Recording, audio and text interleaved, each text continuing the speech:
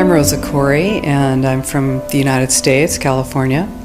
And my topic, what I speak about, is one of the most vitally important issues of our age, and that is United Nations Agenda 21, Sustainable Development. And as I'll be talking about tomorrow, it is the inventory and control plan. Inventory and control of all land, all water, all minerals, all plants, all animals, all construction, all means of production, all food, all energy, all information, and all human beings in the world. And this is a plan that was agreed to by 179 nations back in 1992. It's a United Nations plan. It's called the Agenda for the 21st Century. And so many of us around the world think that, sustainable development, it just sounds so great. Isn't it about recycling and creative reuse and creating energy and food resources for everyone? And the answer is no, it really is not. It's about moving populations into city centers, concentrated city centers, and clearing them out of the rural areas. So I found out about it in a very unusual way, actually, because I spent my career as a legal witness, as an expert witness for the California Department of Transportation. I'm an expert in land use and land valuation, and my specialty is in eminent domain valuation. So, of course, I was valuing property for the government so that the government could acquire that property for road projects. And what I found about 10 years ago, or 10 or 13 years ago, was that land actually, it was very difficult to say what it was worth because you couldn't know what people could do with it because they were being restricted from using their property. And as I explored that and found that it wasn't just in the San Francisco Bay Area where I was working, it was in fact all across the nation and the world, I looked behind that and I found United Nations Agenda 21, Sustainable Development. It's because regionalization is the stepping stone to globalization, and globalization is the standardization of all systems. So that includes water, law enforcement, education, energy. All systems have to be brought into harmony in order to control them all. Because when systems don't meet, when they're out of balance or not in sync with one another, they can't be controlled centrally. And the goal of Agenda 21 is one world government and total control from a central unit. America, the United States of America, is really under attack right now.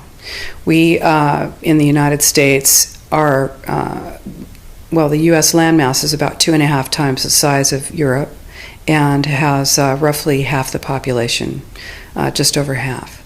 That landmass is huge, and about 75% of the population lives in large cities.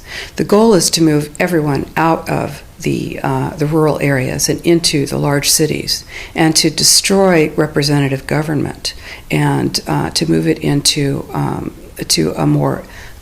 to government by unelected boards and commissions. Now, here in the EU, of course, you've already moved to that position, where it's an erasure of jurisdictional boundaries, an erasure of national boundaries. And that is the goal, because, as Zbigniew Brzezinski said in 1995, you can't just impose globalization pell-mell as a total movement. You have to do it incrementally, and the way to do that is through regionalization. And in Denmark, for instance, every nation that signed on to Agenda 21 has its local Agenda 21 plan. People in the United States are completely unaware of this. If I go out and talk about this, the United States press attacks me and calls me a conspiracy theorist, which is totally ridiculous. It is a conspiracy, but it's not a theory. It's a fact. Here in Europe, it's openly spoken about, local Agenda 21, and of course here in Denmark, the Aalborg Principles, 1994, and then Aalborg Plus 10, 2004, was the European Roundtable for Local Agenda 21, was held here, and the principles are public-private partnerships, which is fascism. And this is how it's implemented on the ground, is through this joining together between corporations, non-governmental organizations, and governments in order to cut out the actual individual, your voter, and instead to take that to a level where we literally cannot penetrate. And this is the goal. So this is already far progressed in Europe. The three pillars of United Nations Agenda 21 are economy, ecology, and equity, the three E's, the social equity. And everyone sort of thinks that they know what that means, the idea of social equity. It must mean that, well, everyone's going to have access to clean water and clean air, and no one's property is going to be used as a dumping ground because they are at a poverty level. But really what social equity is about impoverishing huge portions of the population and bringing down the developed nations. And while this sounds like, it sounds almost like in the United States you'd call that a right-wing point of view, a conservative right-wing point of view. I personally am a liberal. The idea that that something this drastic, this radical would be happening worldwide without people knowing it. All you have to do is look at austerity measures, restrictions on transfers of wealth, additional restrictions on land use, ability to produce, to use your energy, your water, your industry. All of this is happening in developed nations. So when you have your infrastructure attacked like that, it's going to have a tremendous impact on your ability to prosper, as well as the idea that that everything that we're looking at now is destined to collapse our economies. Because the idea, this is a corporatocracy. It's a totalitarian state being developed right now all over the world. And what major corporations want in this fascist development is to be able to have full movement of workers without borders or boundaries, to be able to move their goods through without regulations, and to reduce wages. And so this is the goal. So this is what you find with social equity. That's code for social equity for this movement and reduction of the population. So, and of course, economy and ecology is about bringing into balance economy. These are the three circles: economy, ecology, and social equity. And where they meet in the center is balance. But really that balance is a communitarian balance. So it's not balance of well-being of the people. What it is it's a balance for corporations so that they can exploit and control and have populations in an area, in tightly packed, dense areas, so that they can be surveilled and managed. And this is what that balance looks like as far as the development of a totalitarian state is. And so because no one's holding a gun to our heads right now, we have that opportunity. If that changes, if that moment changes, you certainly won't protest then. So now is the time. And people all over the world are doing this. It's just that the mainstream media is owned by 5 major corporations, and you're not going to get this information from the mainstream press. So you need to be your own press. You need to educate yourself. You need to get out there and educate your neighbors, your community, your real community. You need to help your children understand that they're being indoctrinated from pre-kindergarten to postgraduate school. All of us have a responsibility to ourselves and to others. This is true community, to work for personal freedom. And always remember that even though we work as a group, if we do work as a group, we're all individuals in those groups, and we answer only to ourselves. And this is essential. It's essential as free human beings. This is what we are. We are free, and we need to continue to be free. And I do believe that we will win, but we have to become aware that there is a fight, and then make our friends and our neighbors and our community aware as well, and work together. Right now in the United States, we are moving into massive regionalization.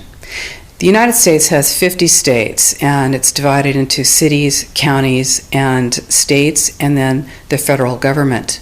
Instead, Agenda 21 is top-down. It's global, regional, neighborhood, and none of those positions is elected.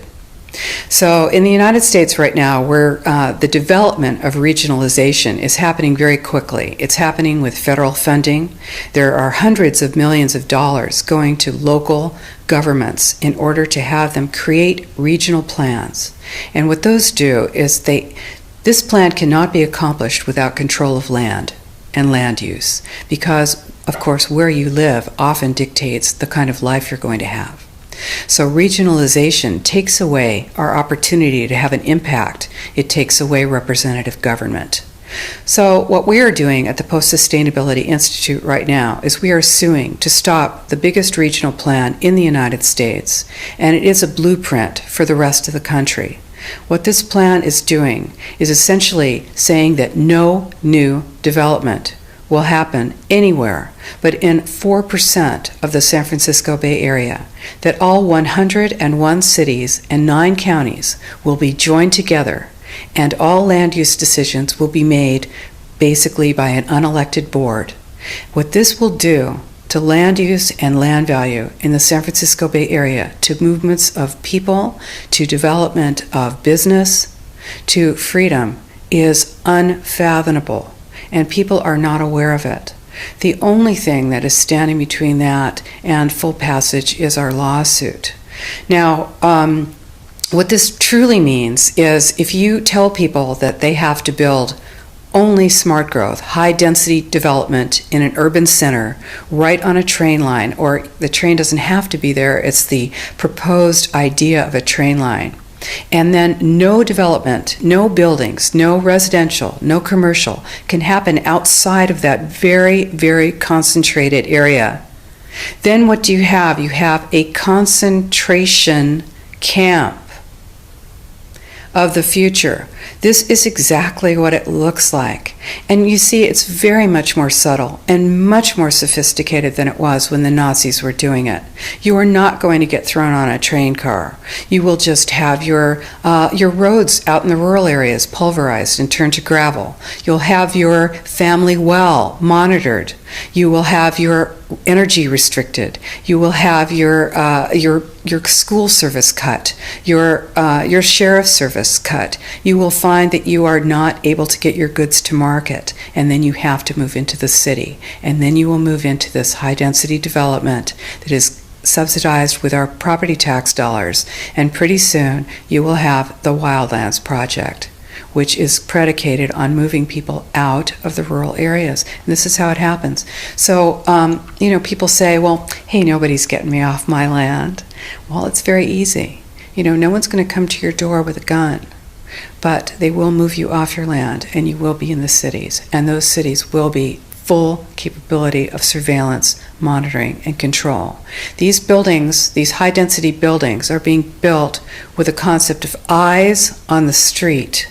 You become basically a deputized police adjunct.